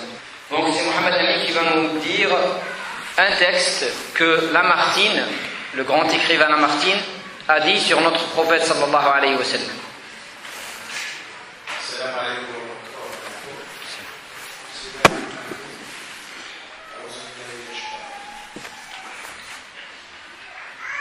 La vie du prophète sallallahu alayhi wa sallam, jamais homme ne se proposa volontairement ou involontairement un but plus sublime, puisque ce but était surhumain, s'appelle la superstition interposée entre la créature et le Créateur. Rendre Dieu à l'homme et l'homme à Dieu, restaurer l'idée rationnelle et sainte de la divinité dans ce chaos du Dieu matériel, défigurer de l'idolâtrie. Jamais homme n'entreprit avec de si faibles moyens une œuvre si démesurée aux forces humaines, puisqu'il n'a eu dans la conception et dans l'exécution d'un si grand dessein l'autre instrument que lui-même et autre auxiliaire d'une poignée de barbares dans un coin du désert. Enfin, jamais homme n'accomplit en moins de temps une si immense et si durable révolution dans le monde, puisque moins de 2 siècles après sa prédication, l'islamisme, prêché et armé régnait sur les 3 arabes. Donc, la Perse, le Croissant, la Transrhodienne, l'Inde occidentale, la Syrie, l'Égypte, l'Éthiopie, tout le continent connu de l'Afrique septentrionale, plusieurs des îles de la Méditerranée, l'Espagne et une partie de la Gaule. Si la grandeur du dessein, la petitesse des moyens,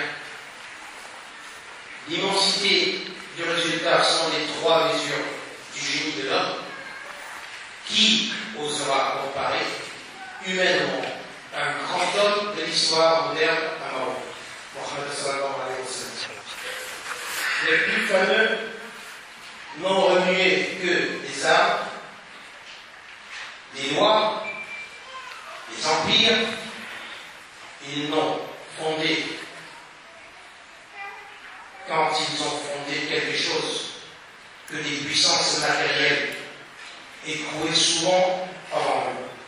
Celui-là a remué les armes, les législations, les empires, des peuples, des dynasties, des millions d'hommes sur un tiers du globe habité. Mais il a remué de plus des hôtels, des dieux, des religions, des Il a fondé sur un livre dont chaque lettre est devenue loi. Une nationalité spirituelle qui englobe des peuples de toute langue et de toute race, et il a imprimé pour caractère indélébile de cette nationalité musulmane la haine des faux dieux et la passion du Dieu un et immatériel. Ce patriotisme vengeur des profanations du ciel fut la vertu des enfants de Mahomet. La conquête du tiers de la terre à soi d'homme fut son miracle. Ou plutôt, ce ne fut pas le miracle d'un homme, ce fut celui de la raison. L'idée de l'unité de Dieu, proclamée par la lassitude des théories fabuleuses, avait en elle-même une telle vertu qu'en faisant explosion sur ses lèvres, elle incendia tous les vieux temples, les idoles, et alluma le Seigneur entier du monde. Mes chers frères et sœurs, excusez-moi de commencer par les frères, mais d'abord commencer par les sœurs. Je voulais justement aussi vous dire juste une petite soirée pour remercier d'être venus ce soir, très nombreux d'ailleurs. Je sais qu'au fond de vos cœurs, il y a le soutien du poids, d'un petit poids que Allah a mis dans vos cœurs. Et Inch'Allah qu'il le grandisse encore comme une montagne en foi.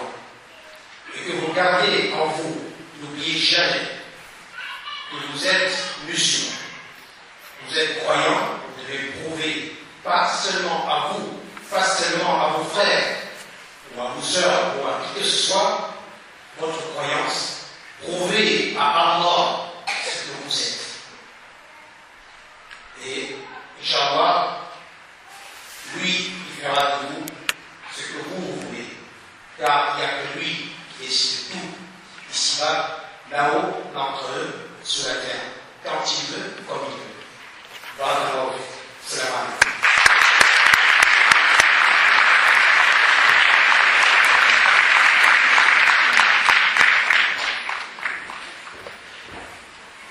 Donc j'appelle mon frère Mourad pour nous parler du prophète sallallahu alayhi wa sallam et la paix.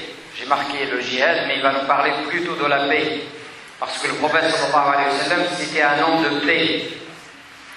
Et avant de lui donner la parole, je voudrais remercier, parce que je travaille énormément avec la municipalité de Valence, et on travaille en bonne entente.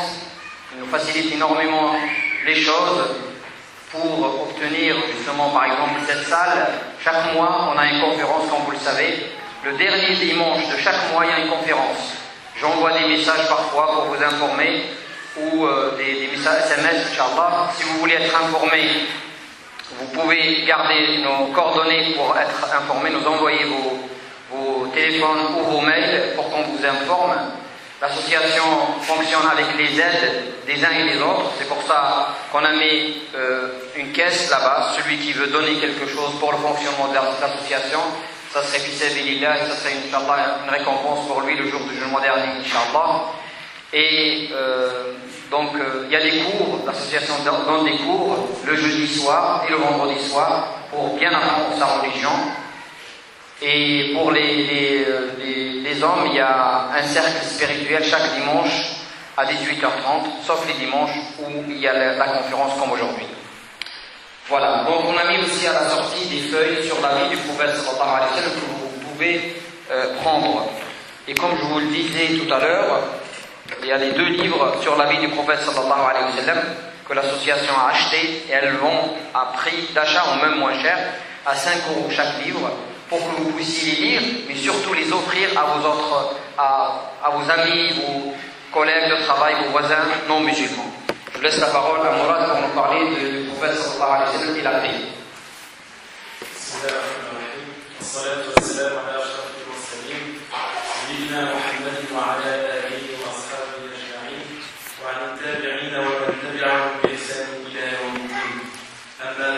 Assalamu alaikum wa rahmatullahi ta'ala wa barakatuh. Comme l'a dit Abdullah, je vais sur ces quelques lignes vous parler du prophète sallallahu alayhi wa sallam et de la paix. Le prophète Mohammed sallallahu alayhi wa sallam nous a été envoyé comme miséricorde pour l'humanité. Porteur d'un message, celui de l'islam qui de sa racine salam signifie se donner, s'en remettre pleinement à Dieu dans la paix du cœur. Il est l'incarnation du Coran. Il encourageait mutuellement à la miséricorde et à la bonté. Le prophète Mohammed sallallahu alayhi wa sallam enseignait la paix et l'harmonie aux hommes. Pendant 13 longues années, les premiers musulmans, à l'image du prophète Mohammed sallallahu alayhi wa sallam, s'engagèrent dans la résistance face à l'oppression avec le seul armure, la foi. Cela était difficile à vivre et à supporter quand les persécutions étaient continuées et violentes. Mohammed sallallahu alayhi wa sallam les exhortait à la patience, l'endurance et l'espoir. Il enseignait ce difficile mariage de la confiance en Dieu et de la douleur. Ce n'est qu'une fois exilé à Médine que Dieu fit descendre un verset permettant aux musulmans de se défendre au nom du respect de leur foi et de la justice. Dans la soirée de pèlerinage, verset 39, l'autorisation est donnée aux victimes d'agression de se défendre car ils ont été injustement traités et Dieu est capable de les secourir. L'injustice était l'exception qui faisait de la lutte un devoir pour retrouver l'harmonie dans l'équilibre. Le prophète Mohammed sallallahu alayhi wa sallam a permis la résistance armée dans des situations où la violence subie, la répression imposée et le déni de droit ôtaient la dignité de chaque croyant. Mohammed sallallahu alayhi wa sallam appelait sans cesse à la paix, à la coexistence entre les hommes et les nations. Il préférait le dialogue au silence et la paix à la guerre. Il demanda un jour à ses compagnons: qui est donc pour vous le plus fort parmi vous? Qui est donc le plus fort parmi vous? Les compagnons répondirent: celui qui terrasse son ennemi. Et le prophète Mohammed sallallahu alayhi wa sallam répondit: non, le plus fort d'entre vous est celui qui maîtrise sa colère. Le prophète Mohammed sallallahu alayhi wa sallam donnait vie au message divin et exhortait les croyants à réformer leur caractère par la quiétude, à l'instar de ces versets. Sourate du discernement, verset 63. Les serviteurs du miséricordieux sont ceux qui marchent humblement sur terre et qui, lorsque les non-croyants s'adressent à eux, ils disent paix. Ou encore, dans la sourate des versets détaillés, la bonne action et la mauvaise action ne sont pas pareilles. Rends le bien pour le mal et tu verras ton ennemi se muer en fervent allié. Mais une telle grandeur d'âme est seulement le privilège de ceux qui savent faire preuve de patience et ceux qui sont touchés par une grâce peu commune. Jusqu'à la fin de sa vie, notre prophète bien-aimé, Mohammed sallallahu alayhi wa sallam, n'a cessé de privilégier la paix à la violence. Pour son dernier sermon sur le monde de la miséricorde, il appela les musulmans à ne jamais accepter en aucune circonstance d'être des oppresseurs et des opprimés. Il devait apprendre l'égalité des hommes devant Dieu et il rappela: vous descendez tous d'Adam et Adam a été créé de terre. Le plus noble auprès de Dieu est celui qui est le plus pieux. Aucun arabe n'est supérieur à un non-arabe, sinon par l'intime conscience de Dieu. Le prophète Mohammed sallallahu alayhi wa sallam a accompli sa mission à la lumière du message de l'unique. Les croyants ont attesté qu'ils avaient bien compris le sens de son contenu. Donc un engagement que nous devons chaque jour honorer en cherchant le chemin de la paix intérieure et sociale. Voici le message qu'on peut retenir de notre prophète Mohammed sallallahu alayhi wa sallam à partir de ces quelques lignes. Que la paix et la bénédiction soient sur notre prophète Mohammed sallallahu alayhi wa sallam. Je vais prendre une minute de plus, tout simplement par rapport à la raison qui nous a poussé à organiser cette journée. Il est important, je pense, de se mobiliser. Il est aussi important, comme l'ont rappelé les deux Abdullah et les frères qui sont passés jusqu'à présent, de connaître davantage la vie de notre prophète Mohammed sallallahu alayhi wa sallam. J'aimerais qu'on prenne ensemble un engagement. D'ici fin d'année, chacun d'entre nous aura lu au moins un ouvrage sur la vie du prophète Mohammed sallallahu alayhi wa sallam, parce que la meilleure des réponses, de mon point de vue, est de connaître déjà un peu la vie de notre prophète Mohammed sallallahu alayhi wa sallam. L'ouvrage que l'association a décidé de mettre à plus du temps avec l'aide de la librairie Tawhid est un ouvrage simple à lire malgré le volume, vu d'une façon et d'une approche différente par le frère Khaled Ramadan. Donc l'association en a pris une centaine. Je compte sur vous que pour qu'à la fin de la journée, il en reste plus et qu'on soit amené à passer commande auprès de la librairie Tawhid. Barakallahu fikum, et je compte sur vous pour mener cette action.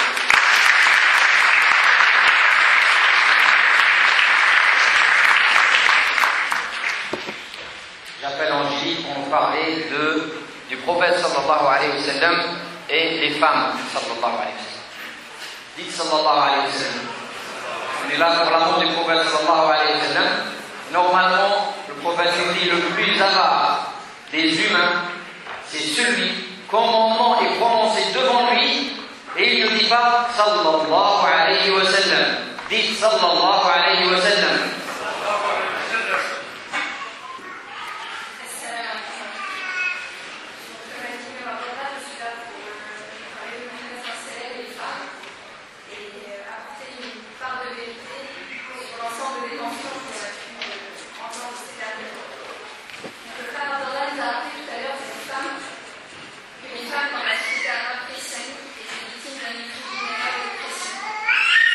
Considérées comme des objets des autres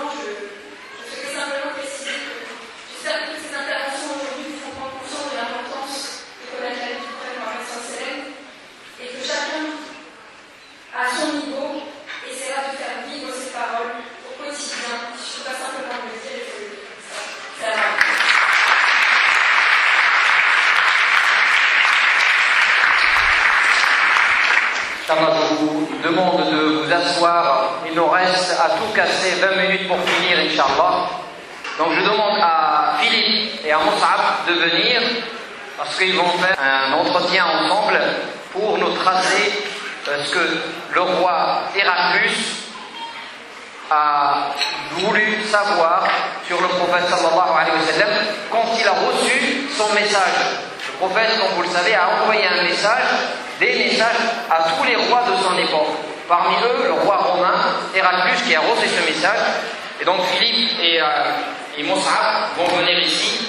C'est la première fois qu'ils répètent ensemble, donc on va être un peu indulgent avec eux. Donc chacun prend un micro. Et alors c'est un dialogue entre Héraclus et la lettre du prophète. C'est un dialogue avec Abu Sufyan. Alors on commence, c'est là. Victorien des Perses, en l'an 628 de la chrétienne, l'empereur byzantin Héraclus, de retour de Syrie, reçut une lettre du prophète sallallahu alayhi wa sallam l'invitant à embrasser l'islam.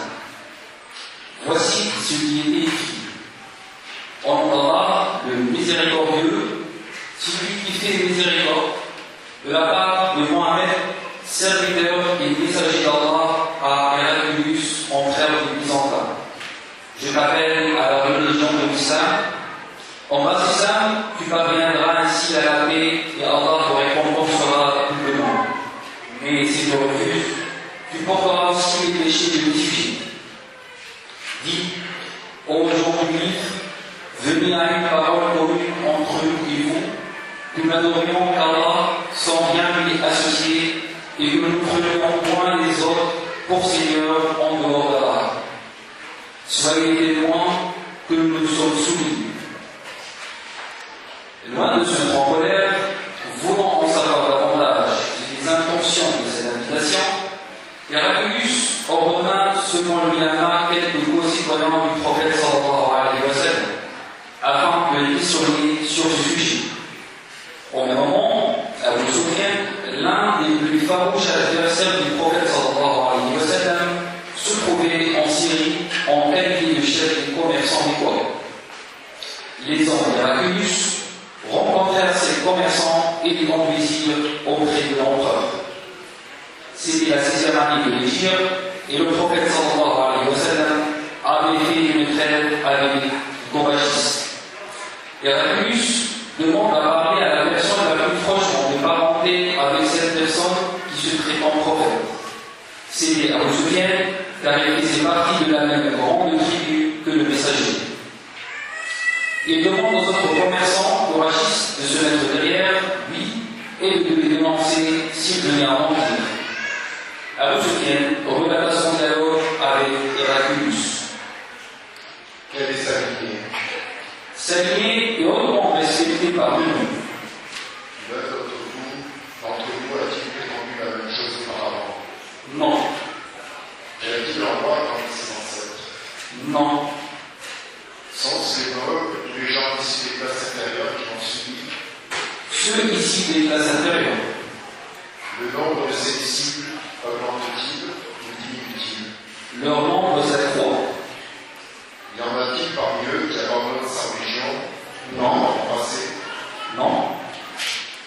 L'accuseriez-vous de mensonge avant d'affirmer ce qu'il dit? Non. Trahit-il ses promesses? Non.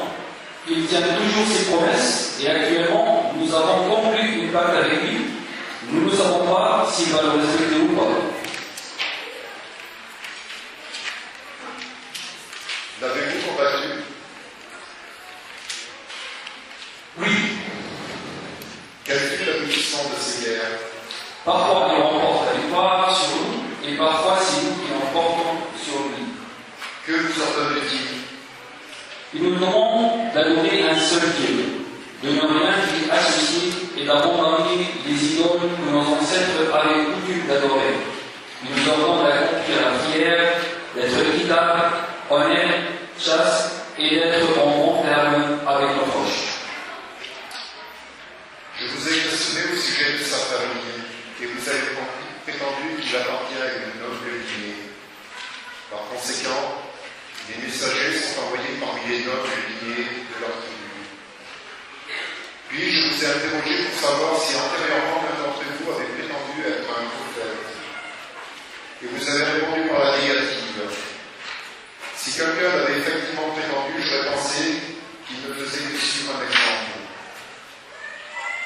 Ensuite, je vous ai demandé s'il avait un roi parmi ses pères. Si c'était le cas, j'aurais certainement cru qu'il ambitionnait de reprendre le royaume.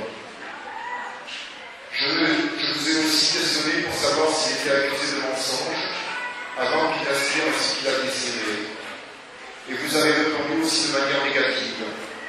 Je sais bien que celui qui ne ment pas aux hommes ne peut mentir au sujet de Dieu.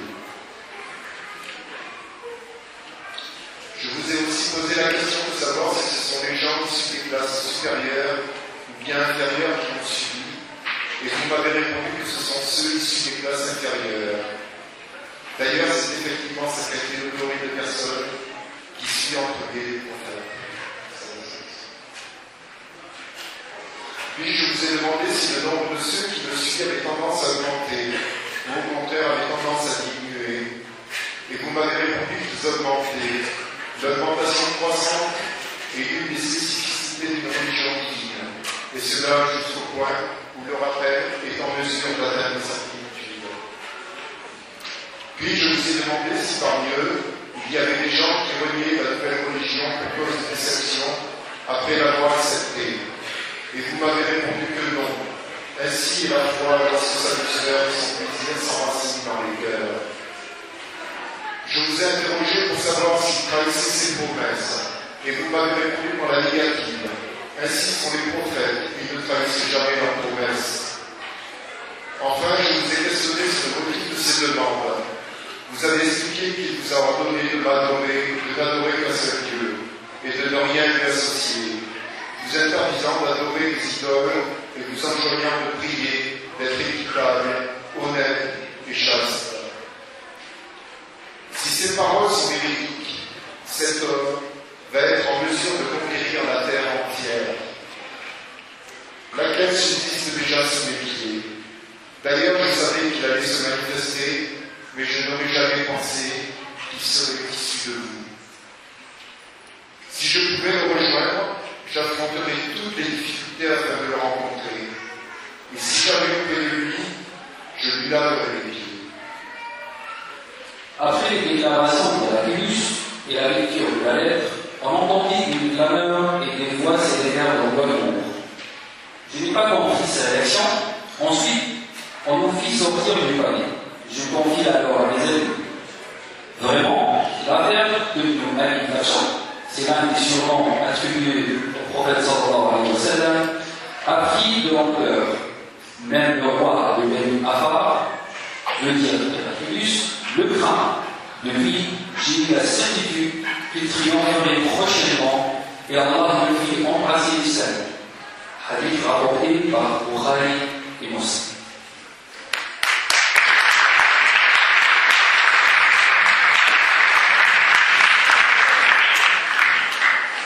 Donc l'avant-dernière intervention, c'est notre sœur Souba qui va nous parler du prophète sallallahu alayhi wa sallam et des malades.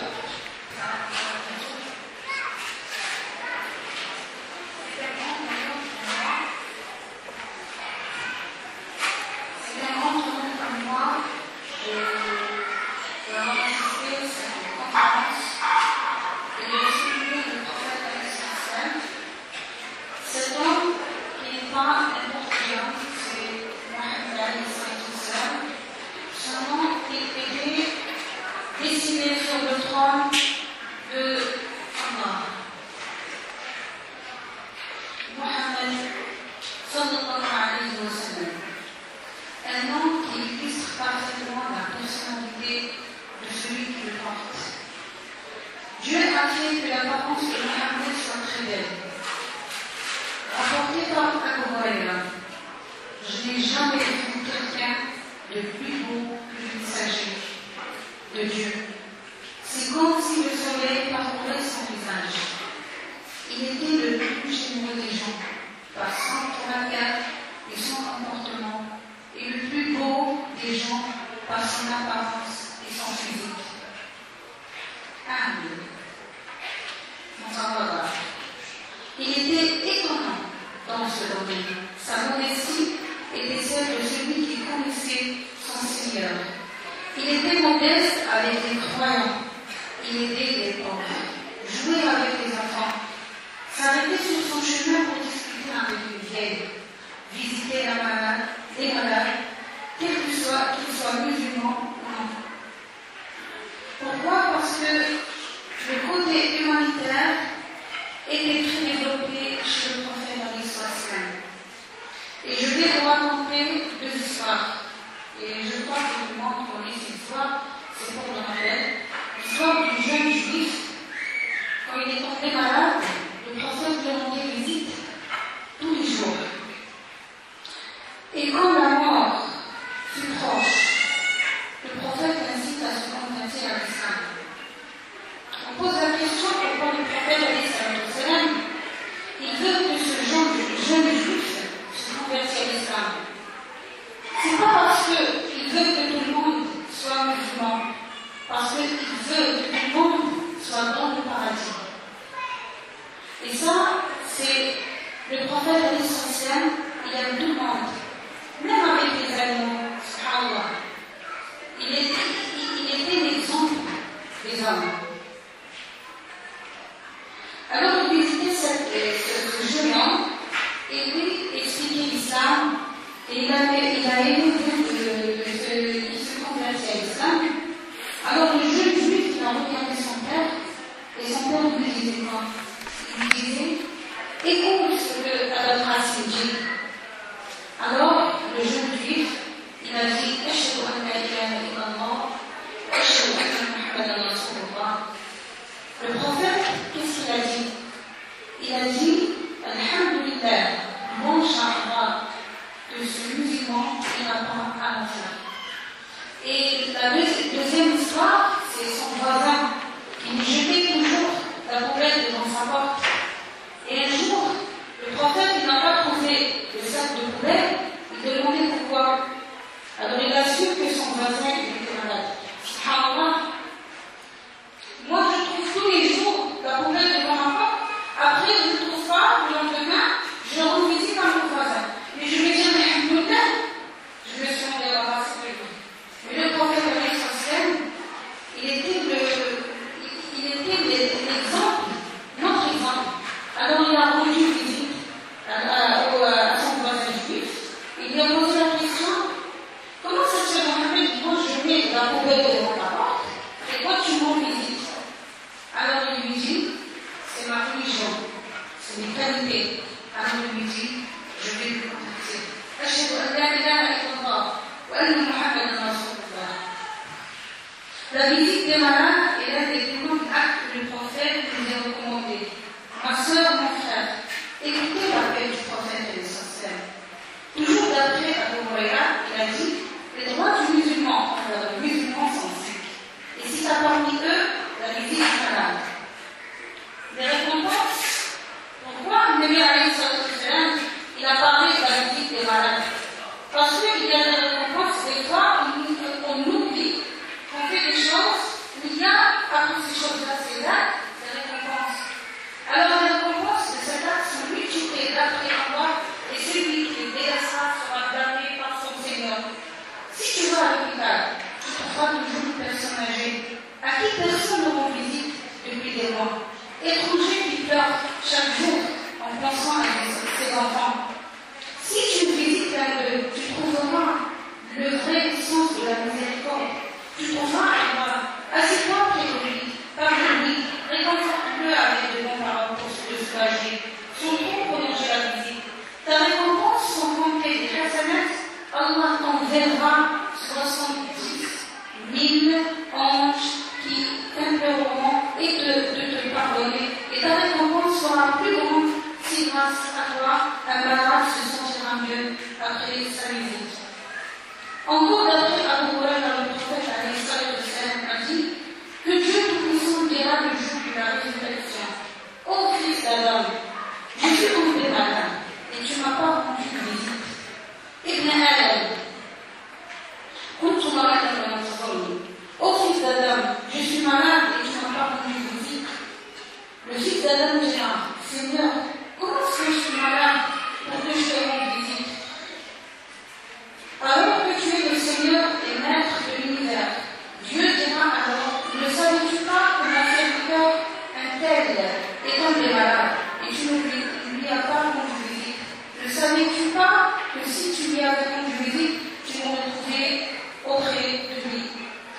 Salut et paix d'Allah sur toi, au messager d'Allah. Tu es le meilleur des enseignants et des éducateurs. Si tu le veux, nous suivrons le chemin que tu as tracé et nous prendrons exemple sur ton comportement. Frères et sœurs, il faut s'arrêter, il ne faut pas s'arrêter au discours et au problème. Il faut passer à l'action. Il faut qu'on passe à l'action. Si on veut soutenir le prophète avec sa femme, il faut le prendre comme exemple. Il faut vivre l'islam chaque jour. C'est pas je vis l'islam à la mosquée ou dans les prières ou dans les conférences. Il faut vivre l'islam chaque jour, chaque minute, chez nous, avec nos enfants. Parce que le prophète il était partout. Il était partout. Il était avec les enfants. Il était avec les femmes. Il était avec les hommes. Il était avec les femmes. Il était avec les malades. Et il était le plus important avec les jeunes. Avec les jeunes. Parce que le prophète il voulait que les jeunes comprennent ce que ça veut dire je suis musulman. Et c'est ça que le prophète attend de nous. C'est pas trop parler pour des discours de quoi. Il faut passer par ça. Elle fait. Comment c'est un sapot, comment c'est lui, comment il y a un sapot, vous venez d'Israël. Et sallallahu alayhi wa sallam, كنت خير معلم وخير معلم بإذن الله بهداك سنهتدي وبأخلاقك سنهتدي على حوض الكوثر سنلتقي إن شاء الله. Et je remercie le frère Abdallah qui m'a donné cette occasion pour participer à cette conférence.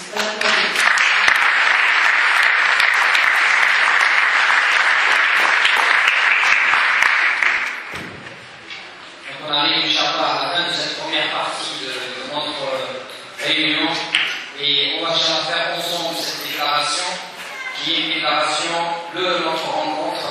J'aime mon prophète sallallahu alayhi wa sallam. D'ailleurs, j'ai fait une page sur Facebook qui s'appelle J'aime mon prophète sallallahu alayhi wa sallam. Là-bas, on aimerait bien que ça soit pour nous un rappel et que chacun écrit quelque chose sur cette page, Inch'Allah. Aujourd'hui, les musulmans sont tristes et inquiets. Tristes de voir leur prophète, sallallahu alayhi wa sallam, bien-aimé, faire l'objet de moqueries et d'insultes, de voir leur religion et leur communauté stigmatisées et montrées du doigt. Tristes aussi de voir des innocents mourir, des biens publics saccagés, des ambassades brûlées, et des violentes manifestations qui ne font que confirmer les idées des ennemis de l'islam et salir encore plus l'image de notre belle religion. Ils sont inquiets de la montée de l'islamophobie, la crainte et la peur de l'islam, et de la phobie de la religion d'une manière générale, parce qu'il n'y a pas uniquement les musulmans, aussi nos frères chrétiens subissent les mêmes insultes. Comme vous savez, des films sur notre prophète Jésus alayhi salam, que nous condamnons aussi fort que nous condamnons les films sur notre prophète Mohammed sallallahu alayhi wa sallam. D'ailleurs, ce sont tous nos prophètes. Donc, c'est devenu banal aujourd'hui je dirais même un signe distinctif de se déclarer islamophobe publiquement sur les plateaux des télés. Les gens disent, moi je suis islamophobe. C'est une fierté, ils le disent avec fierté, mais n'osera jamais dire je suis homophobe, ou je suis judéophobe, ou autre chose. À part l'islam, tout le monde a le droit de dire je suis islamophobe. Et on nourrit la haine de cette manière-là. Un journal qui a du mal à convaincre et à se commercialiser, une artiste oubliée, boudée par les réalisateurs, un réalisateur improvisé qui n'a jamais vu de film dans sa vie. Tout ce petit monde trouve la solution magique pour s'affirmer et occuper la une des médias. Quelle est la solution?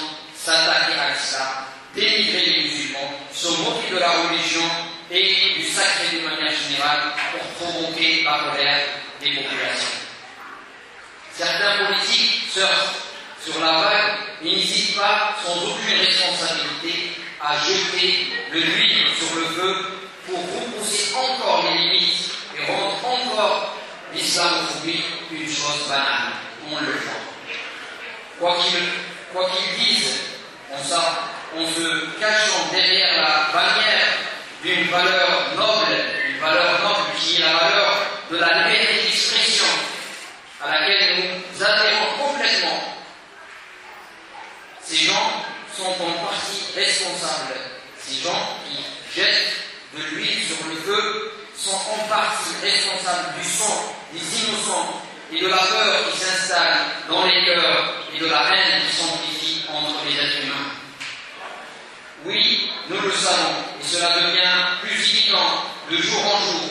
Certains veulent semer la discorde et pousser les différentes composantes de notre société, ici en France et ailleurs, à se détester, à se prendre pour ennemis les uns des autres, et réalisent ainsi leur projet magnifique du choc des civilisations. Je ne suis pas pour la théorie du complot, mais les événements qui se succèdent nous montrent clairement qu'il y a des agendas et des événements planifiés qui se déroulent devant nos yeux. Ces événements ont comme seul objectif de généraliser la peur de l'islam et des musulmans. Ce qui se passe aujourd'hui contre les musulmans ressemble étrangement à ce qui s'est passé il y a 30 ans contre les juifs. Dans les années 30. Dans les années 30 contre les juifs. Attention, rien n'est impossible et l'homme est capable du meilleur comme il est capable du pire. N'oublions pas, il y a quelques années, Sarajevo, n'oublions pas Srebrenica, n'oublions pas des massacres qui se sont déroulés devant nos yeux ici en Europe. Ce n'est pas du pessimisme que je suis en train de véhiculer, mais c'est du réalisme. Il faut être réaliste, voir les choses en face. En laissant cette islamophobie s'amplifier, on est en train de participer petit à petit à ce qui s'est passé dans les années 30 contre les juifs. Regardez ce qui se passe en Syrie aujourd'hui, devant nos yeux, en ce moment. Les enfants, les femmes, les vieillards sont en train de se faire bombarder devant toute l'humanité. Tout le monde regarde, personne ne bouge. La réaction de certains musulmans à ces provocations est triste aussi. Et pas digne de notre belle religion, de notre noble messager. Elle va même, je dirais, dans le sens des provocateurs, qui ne veulent que cela pour prouver une fois de plus que la violence est la seule réponse que possèdent les musulmans. Je dirais bien que ces réactions violentes font plus de mal aux musulmans et à l'islam et au prophète sallallahu alayhi wa sallam que le crime militaire. Malheureusement. À l'art, il faut répondre par de l'art. Et à la moquerie, il n'y a pas meilleure réponse que l'ignorance. Quand on se moque de nous, la meilleure chose, c'est l'ignorance. Allah nous dit, ignore et détourne-toi des ignorants. Nous, musulmans de l'Occident, avons un rôle important à jouer. Nous faisons partie de cet Occident. Nous avons une double culture et nous partageons des valeurs nobles avec les autres religions monothéistes et avec les humanistes qui cherchent le bien de l'humanité. Allah décrit son prophète Muhammad sallallahu alayhi wa sallam comme une miséricorde pour l'humanité et pour l'univers. Rahmatan lil alamin. Et il dit comme ça, sallallahu alayhi wa sallam, que le salut de Dieu et sa paix soit sur lui, sallallahu alayhi wa sallam, et sur tous les prophètes avant lui. Il est pour nous un exemple et un modèle à suivre. Chacun de nous doit avoir comme projet de vie être une miséricorde pour l'univers. Chacun de nous doit faire comme le prophète sallallahu alayhi wa sallam, et son projet de vie, c'est quoi? C'est être une miséricorde pour l'univers. Le prophète, c'est notre exemple, sallallahu alayhi wa sallam. Dieu le décrit ainsi, une miséricorde pour l'univers. Chacun de nous doit faire de la sorte. L'islam, c'est la vie et non pas la mort. La paix et non pas la violence. L'interconnaissance et non pas l'indifférence. L'entraide pour le bien de tous et pas l'entraide pour le mal. L'islam, c'est de bâtir et non pas de détruire. Voilà comment chaque musulman doit comprendre le message de notre bien-aimé Mohammed sallallahu alayhi wa sallam.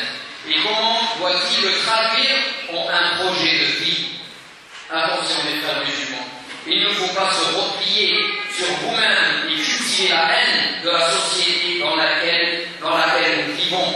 D'ailleurs, c'est l'objectif de ceux qui nous poussent vers cela, vers l'animosité, détester les autres, détester nos concitoyens non musulmans.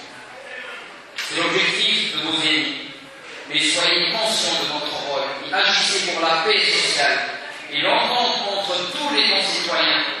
Voici la réponse que nous devons donner à ceux qui veulent créer des murs entre nous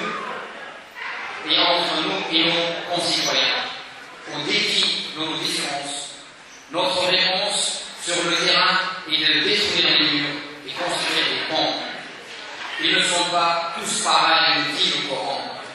C'est ce que le Coran nous dit dans la sourate Al-Imran, la sourate 3, le verset 13. Dieu nous dit clairement, ils ne sont pas tous pareils. Ne tombez jamais dans la généralisation. Les Occidentaux sont tous comme ça, les non-musulmans sont tous comme ça, les Français sont tous comme ça. Ça, c'est dangereux. Quand ils nous poussent vers avoir cette réflexion de détester les autres, détester les gens avec lesquels on vit, ils ont atteint leur objectif, c'est l'ennemi de l'islam, et je dirais même c'est l'ennemi de l'humanité. Dieu nous dit qu'ils ne sont pas tous pareils. Faites la part des choses. Regardez les choses avec leur croyance.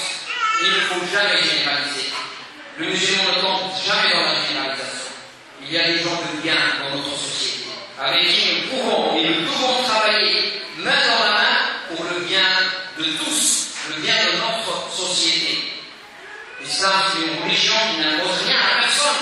L'islam propose et elle n'impose rien à personne. Et la société, comme l'a dit mon frère Abdallah tout à l'heure, c'est un bateau. Nous vivons tous dans ce bateau-là. Nous devons tous s'entraider pour le sauver. Et si on se fait la guerre, on risque de couler tous ensemble. Il y a des gens de bien dans notre société avec qui nous pouvons et nous devons travailler. Et l'objectif des ennemis de l'islam, c'est de créer un mur, de construire un mur entre nous, musulmans, et les autres, des concitoyens normaux qui nous cherchent à vivre visiblement avec nous, sans aucun problème, comme les musulmans d'ailleurs. Donc pourquoi cultiver la haine dans un monde où il manque la paix et l'amour? Ce n'est pas le peuple américain qui a fait le film. Ce n'est pas le peuple français qui a décidé les caricatures. Et les poignées d'individus mal intentionnés qui ont comme objectif de rallier ces peuples à leur cause et pousser à la guerre et à la haine entre les peuples. Voilà, je vous comprends. Il faut être clairvoyant. Il faut voir les choses en face. Il ne faut jamais tomber dans le repli sur soi-même et le rejet de la société. Les musulmans doivent apprendre à agir et non pas toujours à réagir, comme nous le faisons aujourd'hui malheureusement. On réagit à ce qui s'est passé. Il faut défendre notre prophète sallallahu alayhi wa sallam. Et le défendre, c'est à long terme, c'est de connaître sa vie, de s'imprégner de son modèle, de être comme une miséricorde pour l'humanité comme il était lui-même, d'aimer tout le monde, de vivre avec les gens en paix. Voilà comment nous devons agir, mais l'action doit être durable. Si vous êtes aujourd'hui très nombreux, c'est une bonne chose. On n'a pas vu le record aujourd'hui de présence, parce qu'on aime notre prophète, on veut le défendre, on veut être là. Mais cette conférence n'est pas plus importante que les autres dans les terroirs de notre religion. Voilà comment nous devons répondre des actions durables dans le temps. Nous devons par exemple aider nos frères qui souffrent à côté de nous, là, dans les quartiers, qui se droguent ici, ils sont pas loin, et on est là, et on a un message, et on a le bien, on a le remède, et personne ne bouge. On préfère rester, avoir son petit train de vie chez soi, chaque jour, un film tranquille, de 8h à 23h, et après on dort, et on se lève, on va au travail, et après, et la routine, personne ne veut agir pour le bien. Si chacun de nous donne 3 heures par semaine pour aider à la scolarité, par exemple, de ses enfants, pour les aider à s'en sortir, voilà comment nous devons faire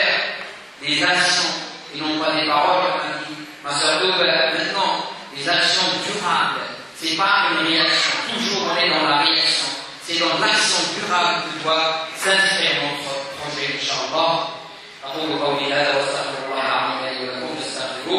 Donc je vous propose maintenant une pause d'un quart d'heure et je vous incite fortement de rester avec nous, Inch'Allah, un très très bon film sur la vie du prophète sallallahu alayhi wa sallam. On a réduit à 2 heures, Inch'Allah.